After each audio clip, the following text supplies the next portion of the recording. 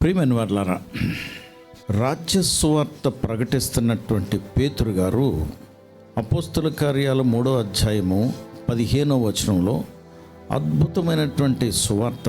Just one sentence. ఈరోజు ఈ ధ్యానం అదేనండి. 3:15 ఏమనంటే, జీవాధిపతిని మీరు చంపితిరి, you killed the author of life. కానీ దేవుడు ఆయనను మృతులలో నుండి లేపెను. ఓకే, అందుకు మేము సాక్షులము.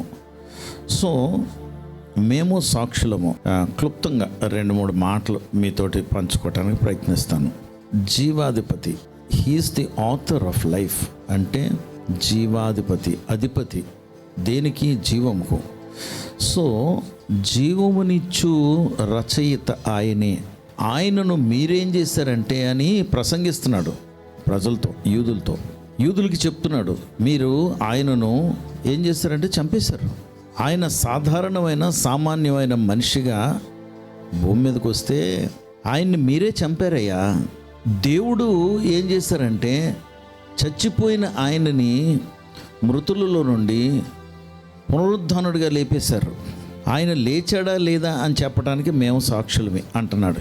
We are witnesses. దేవుని బిడ్డలారా, ఇక్కడ మనము గమనిస్తున్నది ఏంటంటే life and death and life.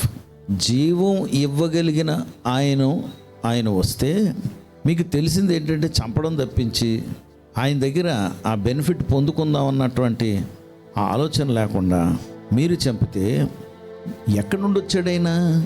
జీవం కలిగిన దేవుని దగ్గరకు వచ్చాడు. కాబట్టి దేవుడు ఏం చేశాడు? ఆయన కుమారుడు కనుక లేపేశారు ఆయన్ని. ఆయన పంపించారు, ఆయన పని మీద వచ్చాడు కనుక లేపేశారు ఆయన్ని. దానికి సాక్షులు లేకపోతే ఏదో సొల్లు కబుర్లు చెప్తున్నారండి అంటారు. కానీ మేము దానికి సాక్షులము. చనిపోయాడు మా కంటెదురుగుండా, సమాధి అయిపోయాడు మా కంటెదురుగుండా, తిరిగి లేచాడు. మేము వెళ్ళి చూస్తే సమాధి ఖాళీ సమాధి. మేము తలుపులు వేసుకుని భయంతో మేడగదిలో దాక్కుంటే మా మధ్యకి గోడల్లోంచి తలుపులు వేసున్నా కిటికీలు వేసున్నా లోపలికి వచ్చేసారు. రాగలిగిన వాడు అలాగా పునరుద్ధానుడిగా లేస్తే ఆయన సర్వశక్తిని మరలా కలిగి ఉన్నటువంటి వాడుగా అయిపోయాడు. దానికి మేము సాక్షులమే. నేను సాక్షిని అంటం లేదు, ఒకళ్ళు కాదు, మేము. There are many witnesses. పౌలు 15వ అధ్యాయం కొరింథీయులకు రాసిన మొదటి పత్రికలో దానికి 500 మంది సాక్షులు ఉన్నారని చెప్తున్నాడు. కనుక దేవుని బిడ్డలారా, జీవము మరణము ఈ రెండు ఎక్కడ ప్రవచింపబడ్డాయి తెలుసండి? ఆశ్చర్యం. ద్వితీయోపదేశకాండం 30వ అధ్యాయం 19వ వచనంలో మీ ఎదుట ఉన్నది మార్గము, మీరు ఎన్నుకోవాలి. You have to choose. అంటే మీరు చాయిస్ మీది. మీరు ఎటువైపు వెళ్తారు? జీవం వైపా, మరణం వైపా? మీ ఎదుటే ఉందా మార్గము అని దేవుడు ఇజ్రాయెల్ ప్రజలతో చెప్తారు. కనుక ఈ మార్గంలో ఉంటే, దేవుని మార్గంలో ఉంటే మీరు జీవం కలిగి ఉంటారు. దేవుని మార్గం కాకపోతే మరణపు మార్గం, అంటే నరకానికి వెళ్ళిపోతారు అని అక్కడ చెప్పినటువంటి మాట నెరవేర్పు అపోస్తల కార్యాలు 3వ అధ్యాయం 15వ వచనంలో చూస్తున్నాం. ఈ లైఫ్ ఇచ్చే, జీవం ఇచ్చే ఈ కారకుడు ఎవరు అంటే యేసుప్రభుల వారు. ఆయన జీవం ఇచ్చేవాడు మరణించకపోతే మనకు జీవం లేదు. ఆయన దగ్గరికి వచ్చి ప్రభా నన్ను క్షమించు అంటే ఆ జీవం పొందుకోగలిగినటువంటి మార్గము చిట్టక అదొక్కటే. ఆయన దగ్గరికి వచ్చి క్షమాపణ అడగటం.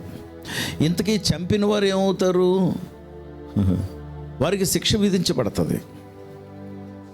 కానీ ఎప్పుడైతే మేము అంగీకరించకపోతే మరణం మార్గంలో ఉంటాం, నరకానికి పోతాం. కనుక అయ్యో ఏంటి ఇలా చేసాం మేము అని కానీ గ్రహించి క్షమించమని అడగటానికి వస్తే వారు జీవిస్తారు.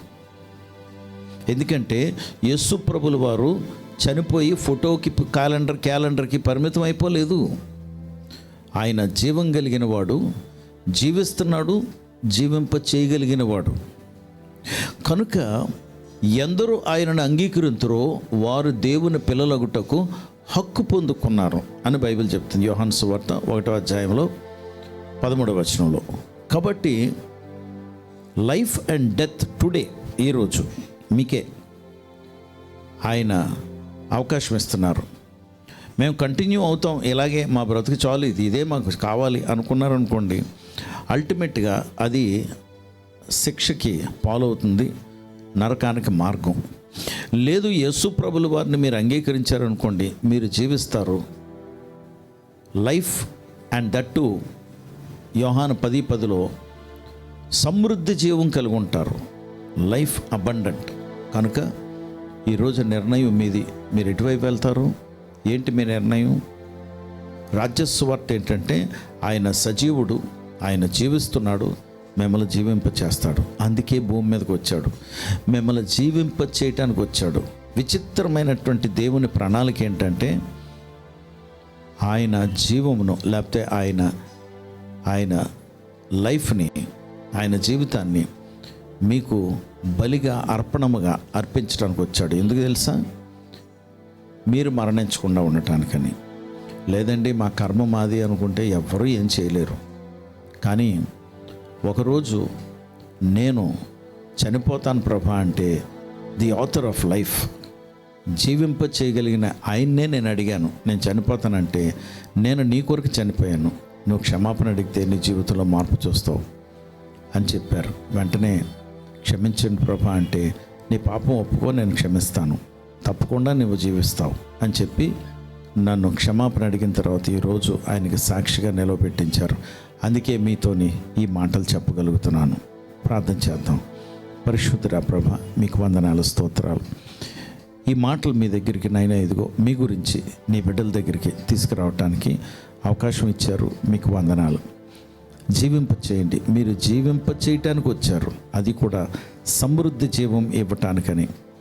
మీరు ఎవరు కూడా మరణించకూడదని, ఎవరు కూడా నరకానికి వెళ్ళకూడదని, ఎవరు కూడా మోసపోకూడదని, ఆ మోసగాడు మమ్మల్ని చేశాడు కనుక నాయన నిన్ను అంగీకరిస్తే మేమందరం జీవిస్తాం, సమృద్ధి జీవం కలిగి ఉంటాం, ఆనందంతో జీవిస్తాం అని నీ చిత్తమై ఉన్నది. కనుక నీ బిడ్డలతో ఈరోజు నువ్వు ముచ్చటించి ప్రభా, నువ్వు మాట్లాడు ప్రభా, మరణం నుండి తప్పించి ప్రభా, సమృద్ధి జీవం ఇవ్వండి, ప్రతి అవసరతను తీర్చండి. యేసు నామములో ప్రార్థించి వేడుకొంచున్నాం తండ్రి, ఆమేన్.